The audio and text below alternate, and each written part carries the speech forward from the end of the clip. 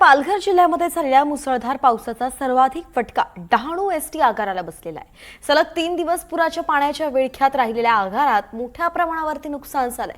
पाणी ओसरल्यानंतर नुकसानीचे चित्र समोर आलंय। आगारातील डिझेल पंप, गॅरेजमधील साहित्य, कार्यालयातील महत्त्वाची कागदपत्र यांचं नुकसान झालंय। 6 एसटी बस सुद्धा नादुरुस्त झाल्या तर एक बस उलटलेली आहे। आगार परिसरात सगळीकडे चिखलाचं साम्राज्य पसरलंय। कर्मचाऱ्यांनी पार्क केलेलं एक खासगी वाहन सुद्धा पुराच्या पाण्यात वाहून गेलेलं आहे। अगदी जीव धोक्यात घालून कर्मचारी आणि स्थानिकांच्या मदतीनं अनेक एसटी बस सुरक्षित बाहेर काढल्या आहेत।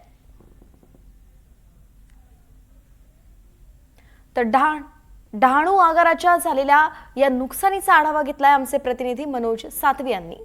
पालघर जिल्ह्यामध्ये झालेल्या मुसळधार पावसाने सर्वात जास्त नुकसान केलं असेल तर डहाणू आणि तलासरी आणि त्यानंतर पालघर तालुक्याचं।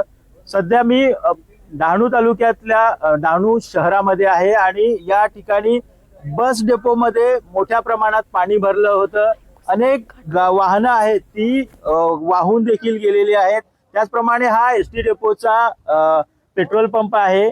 पेट्रोल पंप देखील अतिशय दुरावस्था पेट्रोल पंपाची देखील झालेली आहे। त्याचप्रमाणे अनेक वाहनं आहेत, बस देखील पलटी झालेली आहे। वेगवेगळ्या ठिकाणी जे एसटी डेपोचं खूप मोठ्या प्रमाणात नुकसान झालेलं आहे। आपल्या सोबत काही कर्मचारी आहेत या एसटी डेपोचे, एसटी मॅनेजर आहेत या डेपोचे। सर, काय सांगाल, आपलं नाव काय आणि काय स्थिती होती? नमस्कार, मी महेश भोये, आगार व्यवस्थापक डहाणू आगार। परवा 22 तारखेला 4:30-5च्या दरम्यान मुसळधार पावसामुळे आणि जे खाडीचं पाणी आहे ते भिंत तुटलेले आहे त्या बाजूने यायला सुरुवात झाली आणि या वर्षी मागच्या वर्षीप्रमाणे थोडंसं पाणी येत होतं, परंतु या वर्षी अचानकच गेट कडून खूप जोराचा प्रवाह सुरू झाला आणि त्यामुळे आम्हाला अगोदरच पूर्वकल्पना होती की पाणी डेपोत घुसतं। त्याप्रमाणे आम्ही आमच्या कर्मचाऱ्यांच्या मदतीने सगळ्यांनी आम्ही जी दरवर्षी आम्ही नियोजन काळजी घेतो ती त्याप्रमाणे आम्ही सर्व गाड्या बाहेर रस्त्यावर वगैरे लावलेल्या होत्या। जे काही आमचा स्टॉक होता, जे आमचे दप्तर होते ते आम्ही वरती ठेवलेले होते। त्यानंतर कर्मचाऱ्यांनी आपापल्या पेट्या वगैरे वरती ठेवलेल्या होत्या।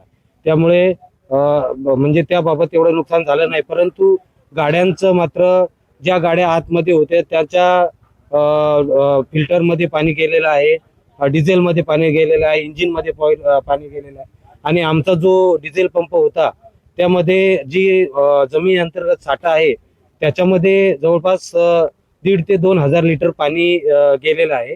अजून आम्ही ते एक्झॅक्टली तपासणी झालेली नाही, पंचनामा अजूनही चालूच आहे। आणि जो पंप नंबर फ्युएलिंग स्टेशन आहे ज्यातून आपण नोझल कनेक्ट करतोय ते सुद्धा तिरप झालेलं आहे आणि त्याच्या खालची जी जमीन आहे ती पूर्णपणे वाहून गेल्यामुळे ते अस्ताव्यस्त झालेलं आहे। प्रशासनाने याकडे गांभीर्याने बघून जी काय मदत असते ती करावी आणि कुठेतरी हा लवकरात लवकर एसटी डेपो या ठिकाणी अनेक पाट्या देखील वाहून आलेल्या होत्या, म्हणजे दुरावस्था झालेली होती, त्या देखील आता त्यांनी जमा केलेल्या आहेत।